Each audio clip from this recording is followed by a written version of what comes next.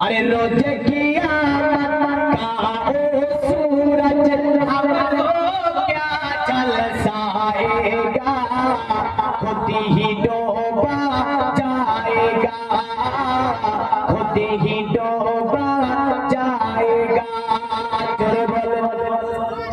जुल्फ़े मुअम्बर के छाई में करेंगे हमारा मदीना तुझे सलाम, मदीना तुझे सलाम। नूर का सागर, नूर का मागर, नूर का झलका जाम, मदीना तुझे सलाम, मदीना तुझे सलाम।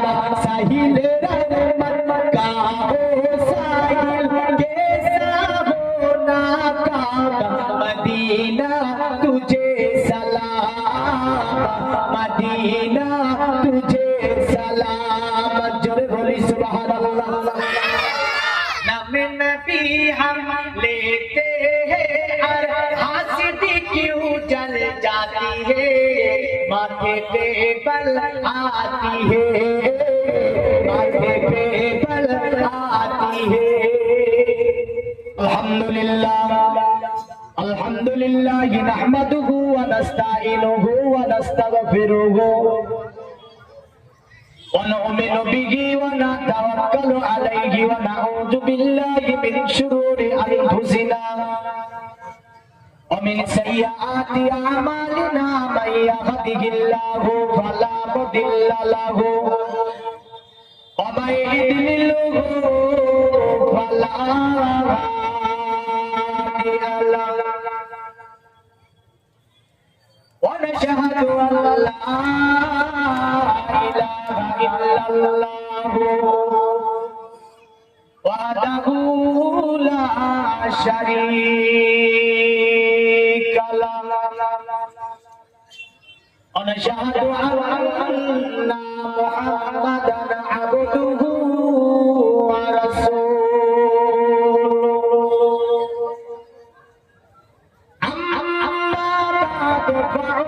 فأعوذ بالله من الشيطان الرجيم بسم الله الرحمن الرحيم يا أيها الذين آمنوا اجتنبوا لله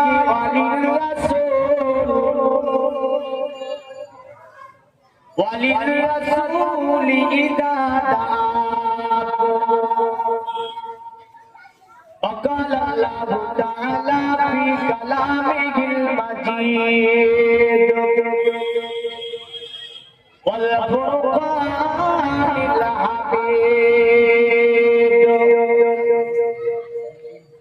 لقد جاءكم رسول من أنفسكم عزيز عليه ما عنتم حريص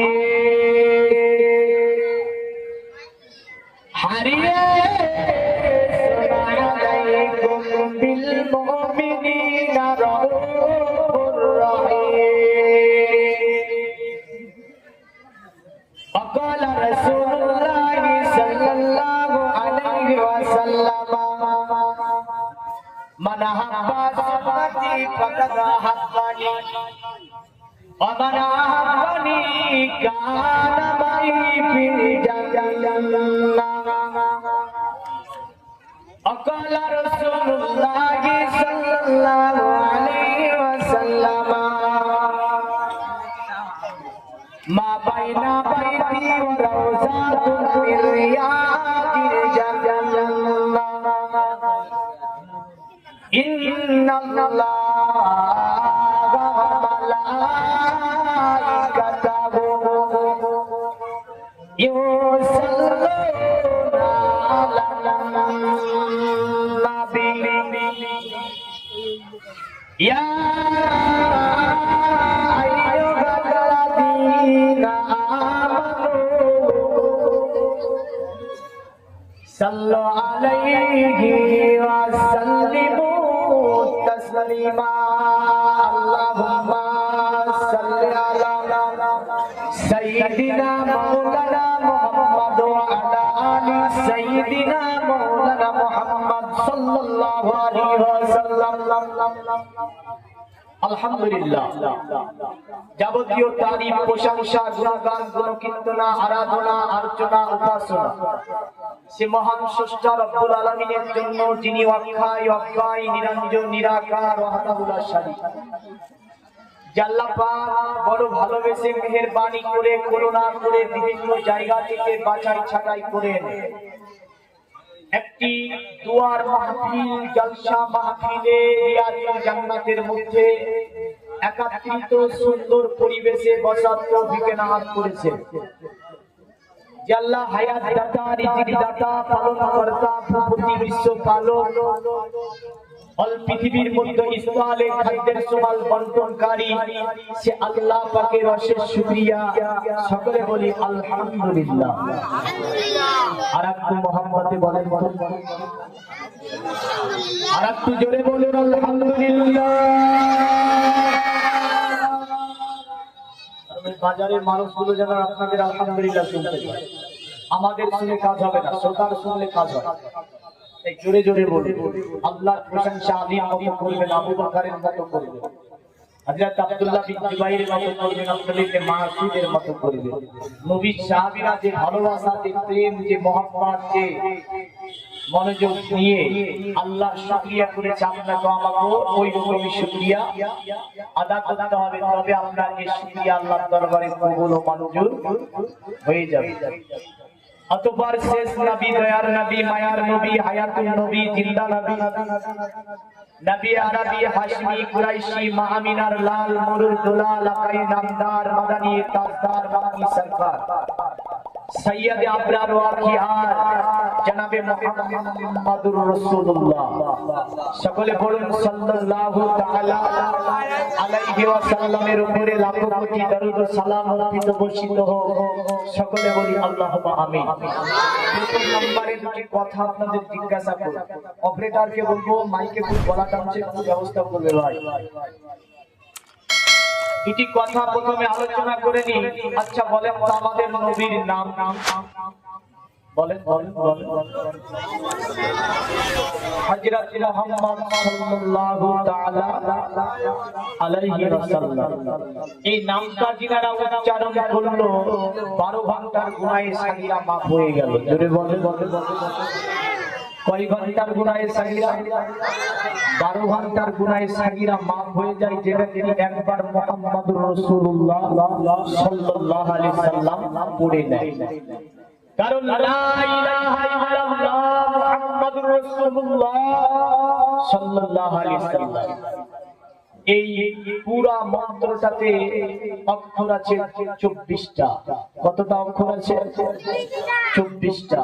কোন বান্দা যখন দুনিয়াতে একবার এই মহামন্ত্র ভালোবাসার সাথে, মোহাম্মতের সাথে পড়ে নাই, আমার আল্লাহ 24 ঘন্টার গুনাহে সাগীরাকে ক্ষমা করে দেয়। জোরে বলে।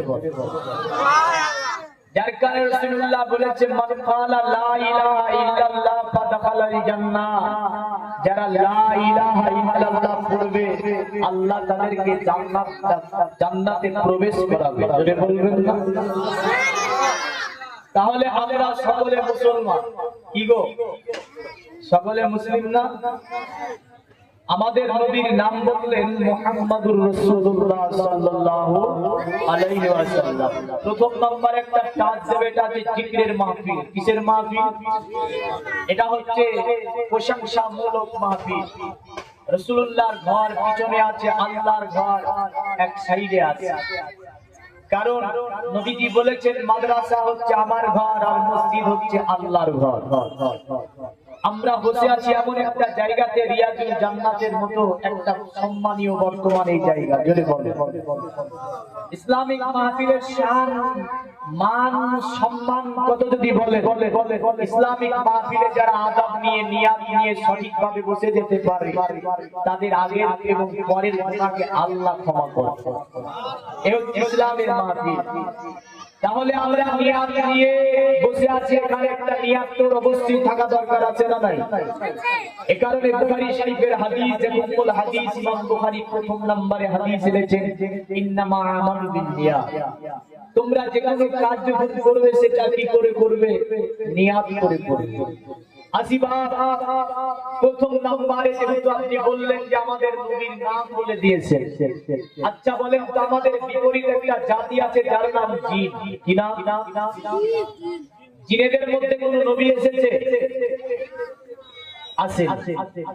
জিনেদের মধ্যে কোন নবী আছে? নেই। জিনেদের নবী কে যদি প্রশ্ন হয় উত্তর কি দেবেন? তো জিনেদের নবীও হচ্ছে মুহাম্মদুর রাসূলুল্লাহ সাল্লাল্লাহু আলাইহি ওয়াসাল্লাম।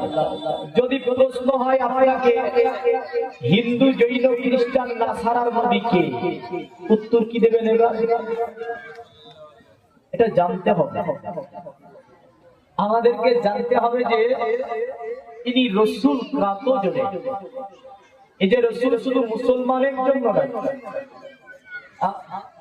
যদি শুধু মুসলমানের জন্যই হতো আল্লাহর কোরআনের বয়ান করি এমন আমরা দেখতে পেতাম না। রাসূল শুধু মুসলমানের জন্যই নয়। আমরা হয়তো বলি যে না মুসলমানের জন্য, অনেকে ভাবে যে না ইনি আমাদের নবী। আমাদের নবী বলতে সকলেরই নবী। হিন্দু, জৈন, খ্রিস্টান, নাসারা, দালিত, আদিবাসী, যত জাতি, ধর্ম, বর্ণ নির্বিশেষে আমার আল্লাহ আমিনার লালকে নবী করে পাঠিয়েছে। জোরে বললে আমিনার লালকে নবী করে পাঠিয়েছে। শুধু তাই নয়, যদি বলি ফেরেশতার নবীকে উত্তর কে দেবে? হ্যাঁ, ফেরেশতার মধ্যে নবী আছে না নাই? আছে না? নবীও আছে, রাসূলও আছে ফেরেশতার মধ্যে, জেনে রাখবেন। যিনি মুআল্লিম, সমস্ত ফেরেশতাদের মুআল্লিম, যার নাম জিবরাইল আলাইহিস সালাম, তিনি হচ্ছেন নবী এবং রাসূল। যদি বলে তবে হ্যাঁ, পৃথিবীতে নবী এসেছে 313 জন। কতজন? 313 জন। বাদ বাকি সবগুলো নবী। যিনি রাসূল হবে তিনি নবী অবশ্যই হবে। নবী হলে যে রাসূল হতে হবে এমনটা বিষয় নয়। তাসি ফেরেশতার নবীও হচ্ছে মুহাম্মদুর রাসূলুল্লাহ সাল্লাল্লাহু আলাইহি ওয়াসাল্লাম। আচ্ছা বলেন তো আল্লাহর নবীকে, এবারে ব্রেনে অন্যরকম লাগলো যে আল্লাহর নবী কোরআন উত্তর দিচ্ছে মুহাম্মাদুর রাসূলুল্লাহ। মুহাম্মদ হচ্ছে আল্লাহর রাসূল। যদি বলে মুহাম্মদ হচ্ছে আল্লাহর রাসূল। আমি প্রথম নম্বরে আমার ইসলামিক ধর্ম সভা এটা রাসূলুল্লাহ বলেছে, কুল্লাম বিসমিল্লাহ আলাইকুম দাআ বিসমিল্লাহি কও। যে কোনো কাজ শুরু করার প্রথমে তোমরা আল্লাহর নাম নিয়ে শুরু করো, তাহলে সেই কাজটা সম্পূর্ণ হবে এবং তাতে অশেষ বরকত আসবে। জোরে বলে আমি ওয়াজে যখন রানিং চলে যাব তখন কিন্তু মনোযোগ চাইবো গভীর ভাবে, কারণ আমার ওয়াজ করতে গেলে ক্লাস করতে গেলে আপনাকে উপস্থিত থাকতে হবে। ভাবছেন যে একটা একটা করে বলছি, একটা একটা করে না, আমার যখন শুরু হবে তখন কিন্তু আপনি যদি উপস্থিত না থাকেন ওয়াজ ধরতে পারবেন না। তাই প্রথম নম্বরে আপনাকে উপস্থিত করছি আমি। নবীজির একটা হাদিস দিয়ে করি, মনোযোগ। নবীজি সাল্লাল্লাহু আলাইহি সাল্লাম এবং একজন সাহাবীর নাম মুআয ইবনে জাবাল রাদিয়াল্লাহু তাআলা আনহু গাধার পৃষ্ঠে চড়ে কাছাকাছি চলে যাচ্ছে। আল্লাহর নবী ডাকছে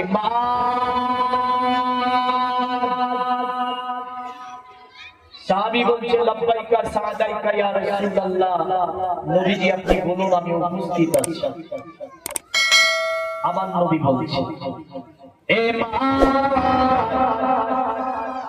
মুআয ইবনে জাবাল আবার উত্তর দিচ্ছে লব্বাইকা সাদাইকা ইয়া রাসূলুল্লাহ, আমি উপস্থিত আছি।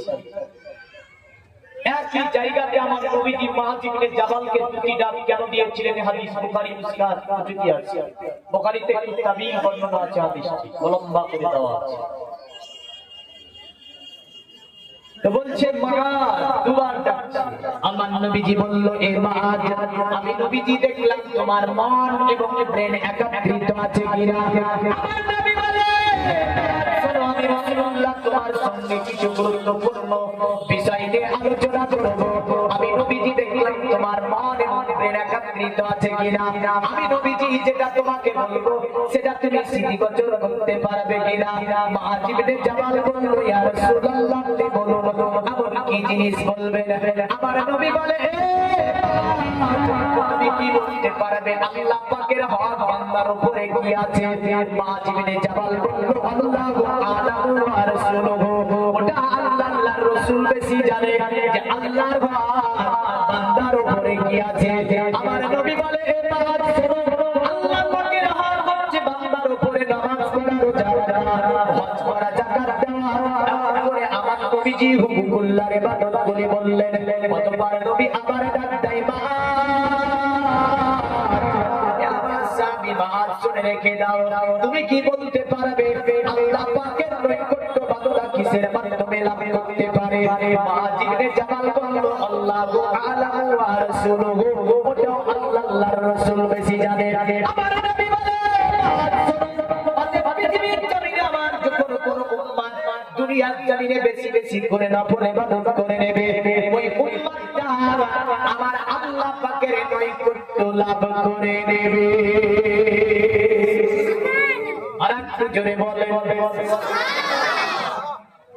তাহলে নবীজি যে দুবার দেখেছিল মুআয ইবনে জামালকে একই জায়গাতে, কারণটা এই ছিল যে আমি যা বলবো, নবী এটাই বলতে চাইছেন যে আমি যা বলবো সেটা যাতে করে সাহাবী স্মৃতিগোচর করতে পারে। মানে সাহাবী একত্রিত আছে কি নাই, মন এবং ব্রেন এক জায়গায় আছে কি নাই। কারণ মন এক জায়গায় আর ব্রেন এক জায়গায় কাজ হবে। মানুষ এখানে কিন্তু মন তো থাকতে পারে বাজারে, থাকতে পারে না। মানুষ এখানে কিন্তু মানুষের মন বাড়িতে থাকতে পারে। মানুষ এখানে কিন্তু মানুষের অনেকের মন অফিসে পড়ে আছে, আগামীকাল আমার অফিসে খুব এমার্জেন্সি কাজ আছে, চিন্তা করছে এই কাজটা কি করে সলভ করবো। তো মন এক জায়গায়, মানুষ এক জায়গায়। বুঝা গেল? এমন যাতে না হয়, মন এবং প্রাণ এক জায়গায় করে। তারপর ইনশাআল্লাহ আস্তে আস্তে আস্তে আস্তে আজকে আমি সামনের দিকে আগাবো। বা প্রথম নম্বরে কোরআন থেকে দুটি কথা বলি। আচ্ছা, এই যে কিতাবটার নাম কি বলেন তো? আল কোরআন। এই যে দেখছেন তো নেকি হচ্ছে, জোরে বলেন। দেখছেন নেকি হচ্ছে। এই কোরআনের স্পর্শ নেকি, এই কোরআনের চুম্বন দেওয়া নেকি, এই কোরআনকে দেখা নেকি, এই কোরআনের সম্মান নেকি, এই কোরআন হাতে স্পর্শ নেকি, এই কোরআন বুকের সঙ্গে লাগানো নেকি, এই কোরআন পড়া নেকি, এই কোরআন শোনাও নেকি, জোরে বলে বলে বলে বলে। আচ্ছা, লজ্জা পাবেন না কেউ? পাবেন লজ্জা? কোরআনের খাতিরে কিছু কথা বলবো, কৃত হলো নিজের মধ্যে নিয়ে নেবেন, ভালো লাগবে। আচ্ছা, একটুখানি সারা দেবেন সকলে। একদম মাজমা আবু বকর, ওমর, আলী, শেরখোদার জজবা নিয়ে, ভালোবাসা প্রেম নিয়ে, রাসূলুল্লাহ আল্লাহকে সাক্ষী বানিয়ে। আচ্ছা, আপনারা একটু হাত তুলে বলেন তো কয়জন ব্যক্তি এখানে কোরআন শরীফ পড়া যাবে? একটু হাত তুলে বলেন তো, যিনারা কোরআন পড়া জানেন তিনারা হাত তুলবেন, যিনারা জানেন না হাত তুলবেন না। আচ্ছা, এই ব্যক্তিগুলো কোরআন পড়া জানে নেমে এনে, আমি যিনারা কোরআন পড়া জানেন না তিনাদেরকে হাত তুলতে বলবো না, লজ্জা পাবে। হ্যাঁ না? লজ্জা পাবে না? এই জাতির অধঃপতনের একটা বড় কারণ হচ্ছে জাতি 99% কোরআন পড়তে জানে না। ভুল বললাম না ঠিক বললাম? ভুল বললাম না ঠিক বললাম? আমার মুর্শিদাবাদের অবস্থা ওইরকম। আমি জানি আপনাদের এদিকে আমতলা, ডায়মন্ড হারবার, নামখানা, কাকদ্বীপ, সাগরদ্বীপ সব প্রোগ্রাম করেছে আপনাদের দোয়া। আপনাদের এই জায়গাটা নতুন হতে পারে। আবার আমতলা আমার আগামী প্রোগ্রাম আছে আমার 24 তারিখে। তো দেখেন, তো প্রথম নম্বরে জাতির অধঃপতনের মূল কারণ হচ্ছে যে নবীজির যত মজেজা আছে সবচেয়ে বড় মজেজা হচ্ছে আল কোরআন। আর এই জাতি এই কোরআনটা পড়তেই জানে।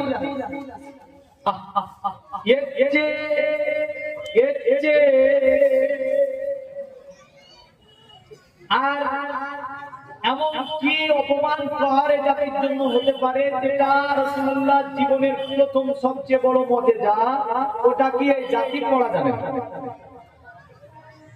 খুব গভীর মনোযোগ আনবেন। এই কোরআনটা আমাদের জীবন ব্যবস্থা না, ব্যবস্থা না? একটা মা বাচ্চার জন্ম দেবে, বাচ্চার প্রসব থেকে নিয়ে, বাচ্চানি থেকে নিয়ে, শৈশব থেকে নিয়ে, কৈশোর থেকে নিয়ে, যৌবন থেকে নিয়ে, শিক্ষা জীবন থেকে নিয়ে, অর্থনৈতিক জীবন থেকে নিয়ে, রাজনৈতিক জীবন থেকে নিয়ে, সাংস্কৃতিক জীবন থেকে নিয়ে, একটা মানব জীবনের যা কিছু প্রয়োজন সমস্ত কিছু আল কোরআনে আছে না নাই? আছে। আমরা বলি জিন ছাড়ানো ছুড়ানো হয়, বাচ্চা ফুকানো হয়, তাবিজ করা হয়, আমাদের জানা। আর বিজ্ঞানী গবেষণায় দ্বারে এই বিরামটাকে প্রথম স্থান দেওয়া হচ্ছে, জোরে বলে। বিজ্ঞান এই কোরআনে গবেষণা করতে গিয়ে প্রথম স্থান দেওয়া হচ্ছে। একটা আয়াত রিপোর্ট করব, বিজ্ঞান সম্মত কিছু কথাকে আমি জানার চেষ্টা করব বেদ কোরআনের সাথে। আবার দেখেন ওয়ার বিভিন্ন দৃষ্টিকোণ থেকে আমি রেফারেন্স জানবো। তবে প্রথম একটা বিজ্ঞানের উৎসকে আপনার সম্মুখে হাজির করি, তবে আমার যুবক জেনারেশন যারা তারা বুঝতে পারবে। আচ্ছা, পৃথিবীতে দুটি সাগর আছে, একটার নাম আটলান্টিক মহাসাগর আর একটার নাম পারস্য সাগর। কি নাম বললাম? দুটি সাগর। আমেরিকাতে একটা, আচ্ছা আমেরিকাতে একটা সেমিনার হলো, বিজ্ঞানীদের একটা সেমিনার হলো। সেমিনারটা কি? মানে দুটি সাগরকে নিয়ে গবেষণা করতে হবে। দুটি সাগরের পানি দুই রকমের, একটার পানি মিঠা, একটার পানি নোনা। মিঠা পানি নোনার সঙ্গে মিলবে না, আর নোনা পানি মিঠার সাথে মিলবে না, জোরে বলে। তো তারা স্টিমার নিল, নেওয়ার পরে চলে গেল গবেষণা করতে। 10 বছর গবেষণা করলো। গবেষণা করে দুটি সাগরের আসল উৎস বের করতে বিজ্ঞান সম্ভব হলো না। শেষ পর্যন্ত কোরআনের কাছে আসলো, মুহাম্মদ সাল্লাল্লাহু আলাইহি ওয়াসাল্লামের কদম তলে আসে। কোরআন বলছে, মারা যায় বাহারাইনি আলতাকিয়ান বাইনাহুমা বারযাখুন লা ইয়াবগিয়ান। আমার আল্লাহ বলছে, দুটি সমুদ্রকে আমি আল্লাহ পাক পাশাপাশি ভাবে সঙ্গম স্থলে আমি আল্লাহ পাক প্রবাহিত করেছি, জোরে বলে। আল্লাহ বলছে একটার পানি নোনা হবে, একটার পানি মিঠা হবে। এ পানি এর সঙ্গে মিলবে না, এ পানি এর সঙ্গে মিলবে না। কেন? মানে বাইনাহুমা বারযাখুন লা ইয়াবগিয়ান, উভয়ের অন্তরালে একটা পর্দা আমি আল্লাহ পাক তৈরি করে দিয়েছি, জোরে বলেন সুবহানাল্লাহ। এই দুটি অন্তরালে একটা পর্দা আমি তৈরি করেছি। বিজ্ঞান বলল চল গিয়ে দেখি তো পর্দা কি আছে। কোরআন বলছে পর্দা আছে। মাইক্রো বলল গিয়ে, কিন্তু পর্দা দেখা সম্ভব হলো না। শেষ পর্যন্ত মুহাম্মদ সাল্লাল্লাহু আলাইহি ওয়াসাল্লামের কদম তলে আসলো। আমিনার লালের কাছে যাইছ, গিয়ে দেখা যায় যে আমার নবী পুরো দুটি সাগরের বর্ণনা দিলেন। শোনো বিশ্বের মানব, নবী বলেন এই সাগর দুটি যদি আল্লাহ পাক একত্রিত করে দেয়, পবিত্র কোরআন বলছি যা জুজিলাতিল আরদু জিলজালাহা, তবে পৃথিবী কম্পন দেবে। মানে পৃথিবীর ভারসাম্য রক্ষা হবে না, মানুষের শরীরে ঘা হবে, ফোসকা হবে, মানুষ মারা যাবে, অক্সিজেনের ঘাটতি হবে, পৃথিবীতে দূষিত ছেয়ে যাবে। যার কারণে দুটি সাগরকে আমার আল্লাহ পাক পাশাপাশি ভাবে প্রবাহিত করলো। আর আমার আল্লাহ বিশ্বকে এটাই জানিয়ে দিতে চাইলো, শোন বিশ্বের মানব, আমি আল্লাহ আমার কুদরতে সাগর দুটি বহন করছে, একবার দেখে নে। তাহলে বোঝা গেল বিজ্ঞানকে আসতে হয়েছে উৎস পাওয়ার জন্য কোথায়? আল কোরআনের কাছে, জোরে বলে। এখন একটুখানি কোরআনটা খুলি, কোরআন দিয়ে শুরু করি। কোরআন খুলে দিলাম, প্রথম নম্বরে কোরআনের সূরা বেরাল। প্রথমে চাবি, তারপরে সূরা, জোরে বলেন সুবহানাল্লাহ। এই হচ্ছে কোরআনের চাবি। তালার যেমন চাবি থাকে দেখেন না, কোরআনের চাবি হচ্ছে সূরাতুল ফাতিহা, জোরে বলেন। আমাল দিয়ে যাচ্ছি, একটা আমাল দিয়ে যাচ্ছি। বুখারী শরীফের হাদিস, হাদিস শরীফের রাবী সাঈদ ইবনে মুআল্লা রাদিয়াল্লাহু তাআলা আনহু, সাহাবী নামাজ পড়ছে, আল্লাহু আকবার। সাহাবীর নামাজ আমাদের মতো নাকি? আমাদের মতো না। যা বারবার নাড়ানাড়ি করেন না তো মাইকটা আমি একটু অনুরোধ করবো। দেখেন প্রতিদিন 2-3 ঘন্টা করে আলোচনা যদি একটু মিস্টেক হয়ে যায়, একটা আওয়াজ ধরে রেখে দেন, ওয়াজটা আমার চলে যাবে, আর যদি বারবার নারাজি করেন তাহলে হবে না। সাহাবীর নাম কি বললাম? সাঈদ ইবনে মুআল্লা। সাহাবী নামাজে দাঁড়িয়েছে, আল্লাহর নবী দেখতে পেলেন সাহাবী যেন নামাজে দাঁড়িয়েছে। আমার নবীজি সাহাবীকে ডাক দিলেন, এ সাঈদ। সাঈদ ইবনে মুআল্লার কানে আওয়াজটা এসে পৌঁছে গেল। হযরত সাঈদ ইবনে মুআল্লা রাদিয়াল্লাহু তাআলা আনহু তিনি নবীজির ডাককে শুনতে পেয়ে ভাবছে, আল্লাহ আমি এখন নামাজ ছাড়বো নাকি নবীর ডাকে সাড়া দেব? আমি এখন নামাজ ছাড়বো নাকি নবীর ডাকে সাড়া দেব? পৃথিবীর মুমিন মুসলমান, আমার নবী আবার ডাক দিচ্ছে, সাঈদ। হযরত সাঈদ ইবনে মুআল্লা ভাবছে, আল্লাহ আমি এখন নামাজ ছাড়বো নাকি নবীর ডাকে সাড়া দেব?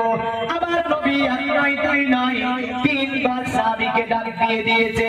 সাহাবী উত্তর দিতে পারেনি, কারণ সাহাবী নামাজের মধ্যে ছিল। বুঝলেন, এই সাহাবী নামাজের মধ্যে দাঁড়িয়ে ছিল। সাহাবী নামাজ কমপ্লিট করলো, অতঃপর নবীর দরবারে চলে গেল। আমার নবীকে সালাম জানাই, আসসালামু আলাইকা ইয়া রাসূলুল্লাহ, আসসালামু আলাইকা ইয়া হাবিবাল্লাহ। আমার নবীজি সালামের জবাব ফিরিয়ে দিলেন।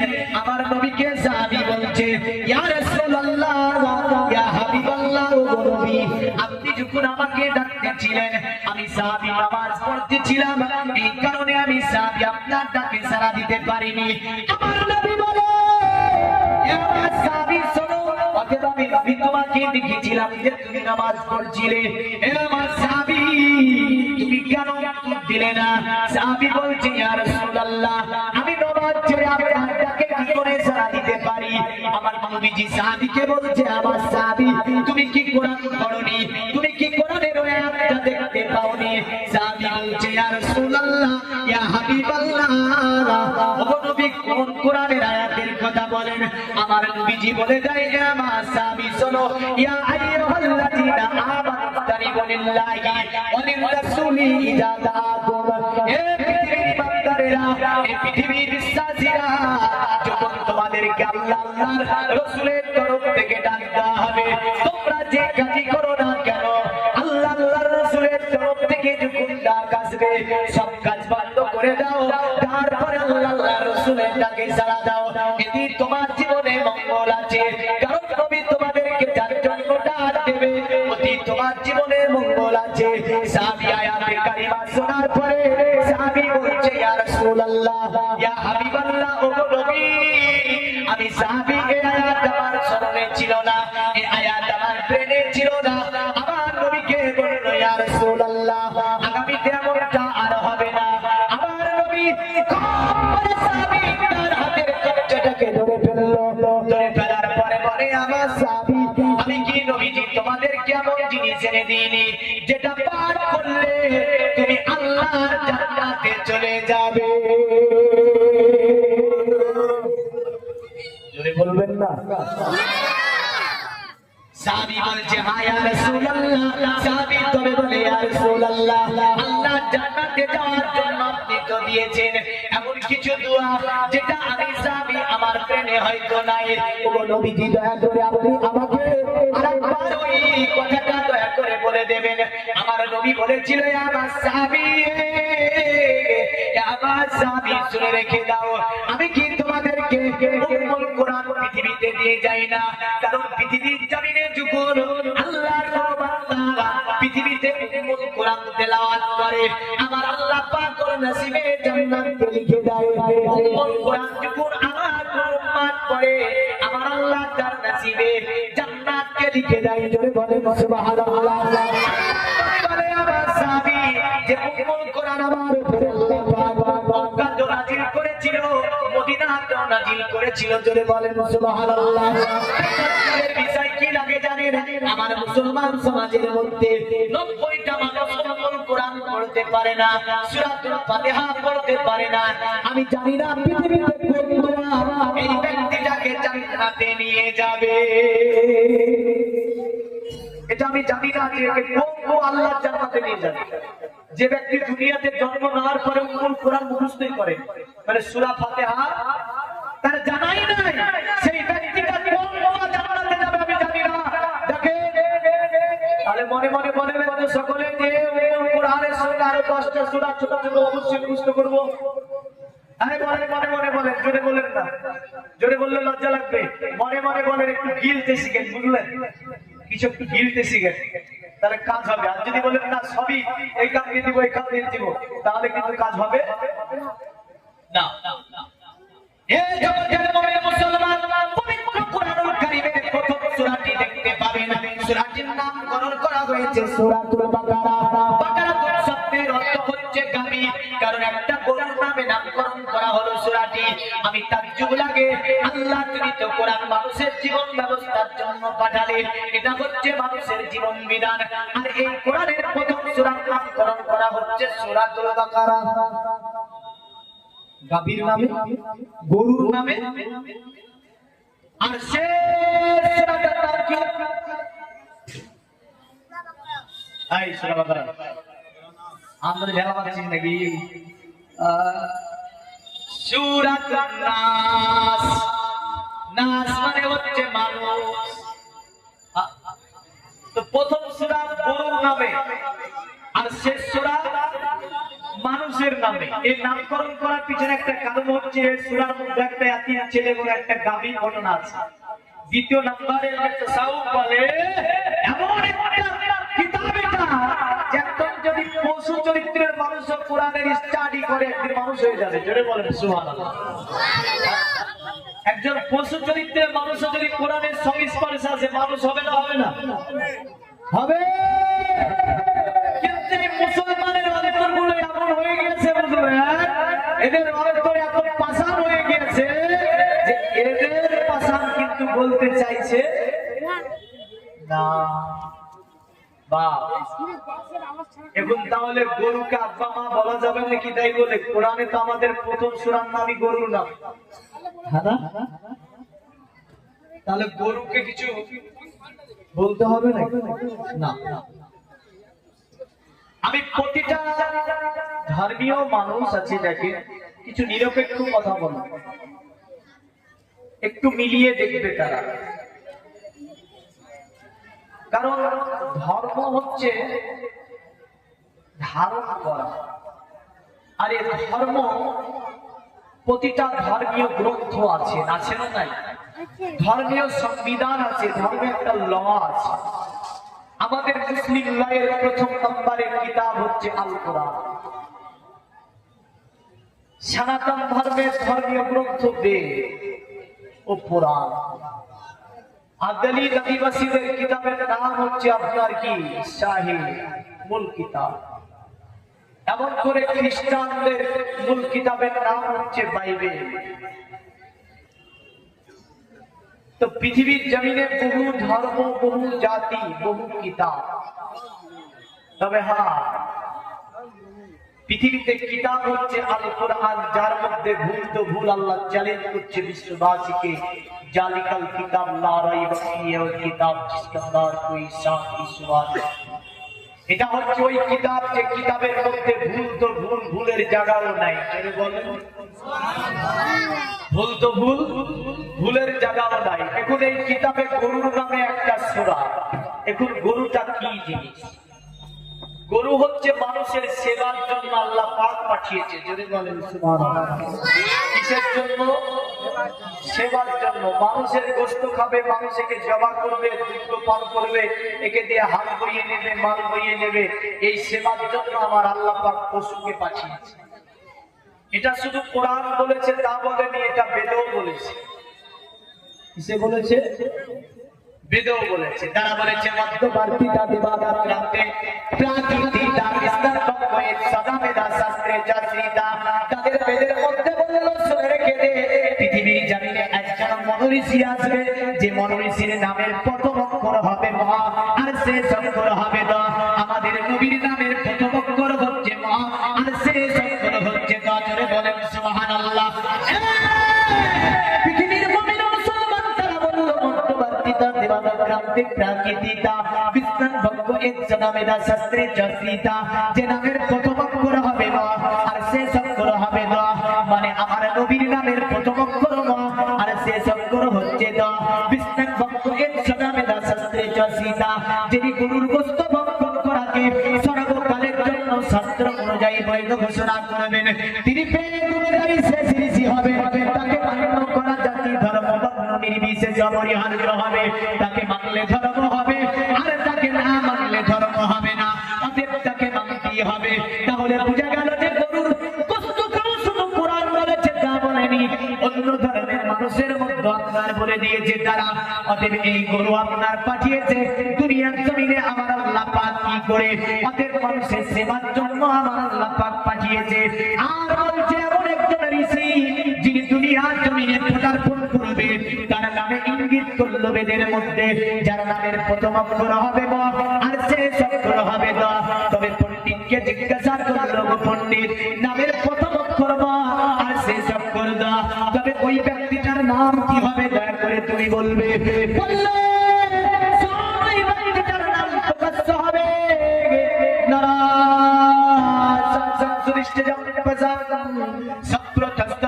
জিনার নাম হবে নারাসাম। কি নাম হবে? নারাসাম। অথর্ব বেদে আছে যে জিনার নাম হবে নারাসাম। নারাসাম শব্দটি হচ্ছে সংস্কৃতি শব্দ। এই নারাসামের যদি বাংলা করা হয়, বাংলা হবে প্রশংসিত। আর যদি নারাসামের আরবি করা হয়, আরবি হবে মুহাম্মাদুর রাসূলুল্লাহ সাল্লাল্লাহু আলাইহি ওয়াসাল্লাম। জোরে বলেন সুবহানাল্লাহ, আরো জোরে বলেন সুবহানাল্লাহ। তাহলে নারাসাম তার নাম হবে, যার নাম হবে মুহাম্মদ। কি নাম হবে? মুহাম্মদ। এইগুলো মনে রেখে দেন, তারপরে চলবে। দ্বিতীয় নাম, নবীজি আসছেন মক্কাতে, পবিত্র কোরআন আল্লাহ বলছে ইন্না আউওয়ালা বাইতি উজিয়া লিন-নাসি লাল্লাযী ফী বাক্কাতা মুবারাকা ওয়া হুদাল লিল-আলামিন। আমি আল্লাহ পাক পৃথিবীর প্রথম ঘর স্থাপিত করেছি কাবা। জোরে বলেন সুবহানাল্লাহ। এটা স্থাপিত করেছে আমার আল্লাহ পাক, মানে মক্কার পূর্বের নাম আমরা দেখতে পাই বাক্কা। একে অতি ব্যবহারের কারণে দালিল হয়ে এসেছে এই নামটি আপনার মক্কা, মানে মক্কা আপনার পূর্বের নাম ছিল বাক্কা। এই মক্কাতে নবী এসেছেন। এটা পবিত্র কোরআনুল কারীম ফুরকানুল হামিদের আপনার সূরা ফজরের মধ্যে যেমন আল্লাহ বলেছেন, আমার আল্লাহ পাক আমার নবীজিকে বলে, আমার নবী আমি আমানাতের শহরের কসম করেছি। কেন জানেন? আমার নবী বলে, আল্লাহ তুমি মক্কার কসম করেছে এই কারণে, কারণ মক্কাতে তোমার কাবা ঘর আছে, এই কারণে তুমি কসম করেছো। আমার নবী আল্লাহ, নবীকে আল্লাহ বলে না, গো নবী না, মক্কাতে কাবা ঘর আছে এই কারণে আমি আল্লাহ পাক কসম করি না। আমার নবী আল্লাহকে বলে, ওগো আমার আল্লাহ, তাহলে কাবা ঘরের মধ্যে একটা পাথর আছে এই কারণে তুমি ওই ওয়াদের মক্কার কসম করেছো। আমার আল্লাহ বলছে না, গো নবী না, কাবা ঘরের মধ্যে হাজরে আসওয়াদের জন্য আমি আল্লাহ কসম করি না। আমার নবী আল্লাহকে বলছো, গো আমার আল্লাহ, তাহলে ওই মক্কাতে আরো দুটি পাহাড় আছে, একটার নাম সাফা, দ্বিতীয়র নাম মারওয়া। আমার আল্লাহ, তাহলে তুমি সাফা মারওয়ার জন্য কসম করেছো। আমার আল্লাহ বলছে না, গো নবী না, সাফা মারওয়ার জন্য আমি আল্লাহ কসম করি না। আমার আল্লাহ নবী বলছো, গো আমার আল্লাহ, তাহলে মক্কাতে আরেকটা জায়গা আছে, যে জায়গাটার নাম হচ্ছে আরাফাতের ময়দান, যে ময়দানের দোয়াকে আল্লাহ তুমি ফিরিয়ে দিতে পারো না। আমার আল্লাহ, তাহলে তুমি আরাফাতের ময়দানের জন্য কসম করেছো। আমার আল্লাহ বলছে না, গো নবী না, আরাফাতের ময়দানের জন্য আমি আল্লাহ কসম করি না। আমার নবী আল্লাহকে বলছে, আল্লাহ, আমার আল্লাহ, তাহলে তুমি মক্কার কসম কেন করেছো? তুফানি আমাকে বলে দাও। আমার আল্লাহ বলছে, আমার নবী, ওগো আমার নবী শুনে রেখে দিবে, এই মক্কার কসম আমি এই কারণেই করেছি, লা আকসিমু বিহাদাল বালাদ ওয়া আনতা হিল্লুম বিহাদাল বালাদ ওয়া ওয়ালিদি ওয়া মা ওয়ালাদ। আমার নবী, মক্কার কসমের কারণে আমি আল্লাহ করেছি, কারণ এই মক্কাতে আপনি জন্মগ্রহণ করেছেন। আপনার পিতৃপুরুষ যারা, তারাও ওই মক্কাতে জন্মগ্রহণ করেছে, এই কারণে আমি আল্লাহ মক্কার কসম করেছি। আরো জোরে বলেন সুবহানাল্লাহ। পৃথিবীর মুসলমান, এই মক্কাকে আল্লাহ বলল ওয়াহাদাল বালাদিল আমিন। হচ্ছে মক্কা, শান্তির শহর হচ্ছে মক্কা, যাকে সনাতন ধর্মের গুরুত্বপূর্ণ কিতাবটির নাম হচ্ছে মহাভারত। এই মহাভারতের মধ্যে যার কারণে বলেছে কালক্রমে বিশ্বজগতে নামে ব্রাহ্মণ সম্পূর্ণ নগরেতে জন্ম লইবেন, তখন মহাবীর্য মহাবুদ্ধি কলকিতার ঘরে জন্মিবে যথাকালে দেবকার জাতরে। পৃথিবীটা যখন অন্ধকারে আচ্ছন্নিত হয়ে যাবে, এক আল্লাহর ইবাদত করার কেউ থাকবে না, এক আল্লাহকে ডাকার কেউ থাকবে না, এক আল্লাহকে পূজার কেউ থাকবে না। ওই সময় আল্লাহ বিষ্ণুদাসের ঘরে একজনকে পাঠিয়ে দেবে। বিষ্ণুদাস শব্দটি হচ্ছে সংস্কৃতি শব্দ। এই বিষ্ণুদাস শব্দের যদি বাংলা করেন, বাংলা হবে আল্লাহর দাস, বাংলা হবে আল্লাহর গোলাম, বাংলা হবে আল্লাহর বান্দা। আর যদি বিষ্ণুদাসের আরবি করা হয়, বিষ্ণুদাসের আরবি হবে আব্দুল্লাহ। কি হবে? আব্দুল্লাহ। আর সংস্কৃতে যাকে বলা হয়েছে বিষ্ণুদাস। বিষ্ণুদাস যে গ্রহে মহান ভগবৎকুমার সুমাতার মাতুরি বিব অন্নমন্ত্রের দাস। মানে এই বিষ্ণুদাসের কথাকে বারবার টেনেছে।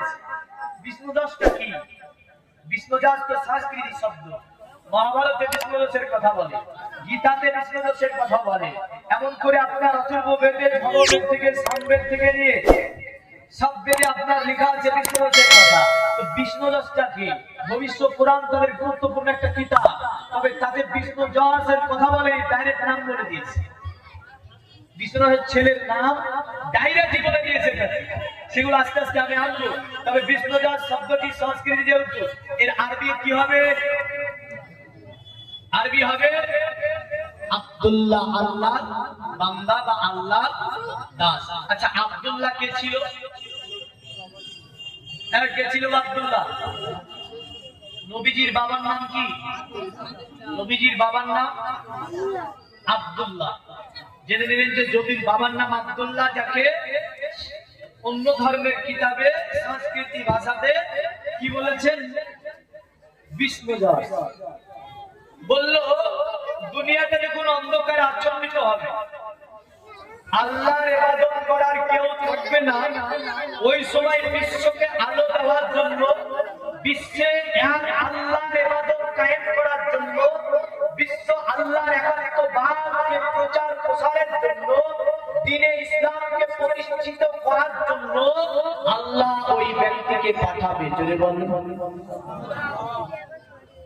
এবার যিনি এসেছেন তিনি হচ্ছেন আমার নবী। কোথায় আসবে? সম্বুলে আসবে। কোথায় আসবে? সম্বুল। কালক্রমে বিষ্ণুদাস নামে ব্রাহ্মণ সম্বল নগরতে জন্ম লইবেন। এই সম্বল শব্দটি হচ্ছে সংস্কৃতি শব্দ। সম্বল শব্দের অর্থ হচ্ছে আমানতের এলাকা, শান্তির এলাকা, আমানতের শহর, শান্তির শহর। আরবিতে বলতে গেলে বলতে হবে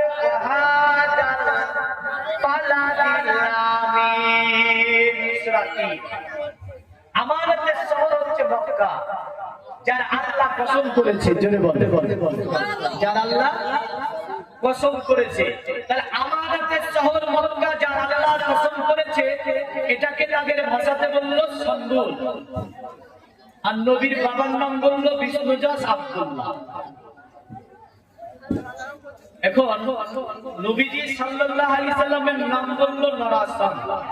মানে মন্ত্রে আছে নরাসান সুদৃষ্টিজম পেশন চক্র হস্তমাল। নরাসান নামে একজন ব্যক্তি দুনিয়াতে আসবে, যার প্রকাশ্য নাম হবে মোহাম্মদ। যার প্রকাশ্য নাম কি হবে? মোহাম্মদ।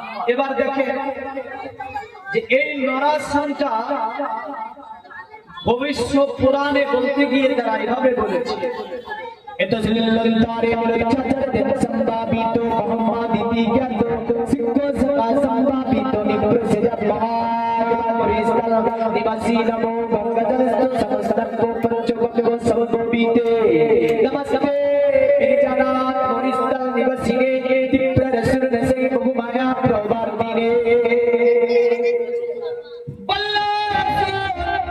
দুনিয়াতে যখন অন্ধকারে আচ্ছন্নিত হবে, মরুপ্রান্তরে একজন ব্যক্তি আছে যার নাম হবে মোহাম্মদ। মোহাম্মদ শব্দটিও কিন্তু সংস্কৃতি শব্দ, যাকে আরবিতে বলতে গেলে হবে মুহাম্মদ সাল্লাল্লাহু আলাইহি ওয়াসাল্লাম। যার কারণে কোরআন বলেনি মা কানা মুহাম্মাদুন আবা আদিমির মিরজালিকুম ওয়ালাকিন রাসূলুল্লাহ ওয়ালাকিন রাসূলুল্লাহি ওয়া খাতামান নাবিয়্যিন। মুহাম্মদ সাল্লাল্লাহু আলাইহি ওয়াসাল্লাম কোন পুরুষের পিতা নয়, আর মুহাম্মদ হচ্ছে নবীদের সমর্পণকারী নবী। কারণ আর কোন নবী রাসূল আমার আল্লাহ এই ধরাতে পাঠাবে না। জোরে বলেন সুবহানাল্লাহ। তাহলে আপনার তারা বললো শুনে রেখে দে, দুনিয়াতে যিনি আসবে মুহাম্মদ নামে একটা মরুর প্রান্তরে আসবে, দুনিয়ার রাসূলকে যিনি মিটাবে তিনি আব্দুল্লাহ ছেলে, নাম হচ্ছে মুহাম্মদুর রাসূলুল্লাহ সাল্লাল্লাহু আলাইহি সাল্লাম। দুনিয়াতে যিনি মানবকে মানব হিসাবে প্রতিষ্ঠিত করবে তিনি আব্দুল্লাহ ছেলে মুহাম্মদুর রাসূলুল্লাহ সাল্লাল্লাহু আলাইহি সাল্লাম। দুনিয়াটাকে যিনি পাঠযোগ্য করে তুলবে তিনি আব্দুল্লাহ ছেলে মুহাম্মদুর রাসূলুল্লাহ সাল্লাল্লাহু আলাইহি সাল্লাম। দুনিয়াটাকে যিনি আপনার, পৃথিবীটাকে যিনি আপনার সুন্দর করে পাঠযোগ্য করবে তিনি আব্দুল্লাহ ছেলে, যিনি সমস্ত কুসংস্কারকে মিটাবে তিনি হচ্ছেন আব্দুল্লাহ ছেলে। তাই তারা বলল নমস্তে বীর জানাত মুঈজুদ্দিন নিবাসীনে, হে মুঈজুদ্দিনে আগমনকারী মুহাম্মদ, তোমাকে জানাই আমরা প্রণাম, তোমাকে জানাই আমরা শতবার। দিব্য রাসূলুল্লাহ সাল্লাল্লাহু মায়া প্রবার দিনে দয়া করে কিয়ামতের দিনে তোমার কদমের নিচে আমাদেরকে একটু আশ্রয় দিও, আমাদের জীবনটা ধন্য হয়ে যাবে। জোরে বলুন সুবহানাল্লাহ, আরো জোরে বলুন সুবহানাল্লাহ। তাহলে তারা বলছে দিব্য রাসূলুল্লাহ সাল্লাল্লাহু মায়া প্রবার দিনে এ আখিরি নবী মুহাম্মদ দয়া করে কিয়ামতের দিনে তোমার খায়ে একটু জায়গা দিও। ছেলে পাখাটা তুমি করে দিয়েছিল, এদিকে একটু লাগে না, একটু ঘুরিয়ে দি, তোমার কদমের ছায়ে একটু আমাদেরকে জায়গা দিও, তো আমাদের জীবনটা ধন্য হবে। জোরে বলেন আরে রোজে কিয়ামত কা ও সূরজ हमको क्या झलसाएगा, खुद ही डूबा जाएगा, खुद ही डूबा जाएगा। जुल्फे मुअम्बर के छाई में करेंगे हमारा मदीना तुझे सलाम, मदीना तुझे सलाम। नूर का सागर, नूर का मागर, नूर का झलका जाम, मदीना तुझे सलाम, मदीना तुझे सलाम। साहिल रहमत का ओ साहिल कैसा होना काम, मदीना तुझे सलाम, मदीना तुझे सलाम। जोरे बोली सुबहानल्लाह। नाम नबी हम लेते हैं और हासिदी क्यों जल जाती है, माथे पे बल आती है, माथे